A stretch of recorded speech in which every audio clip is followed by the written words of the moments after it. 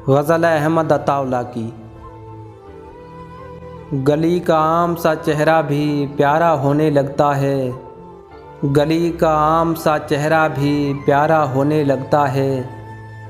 मोहब्बत में तो ज़रा भी सितारा होने लगता है। यहाँ गुमसुम से लोगों पर कभी पलकें नहीं उठें, इशारा करने वालों को इशारा होने लगता है। हमारी ज़िंदगी पर है हमारे इश्क का साया, कि हम जो काम करते हैं खसारा होने लगता है। मोहब्बत की अदालत भी भला कैसी अदालत है, कि जब भी उठने लगते हैं पुकारा होने लगता है।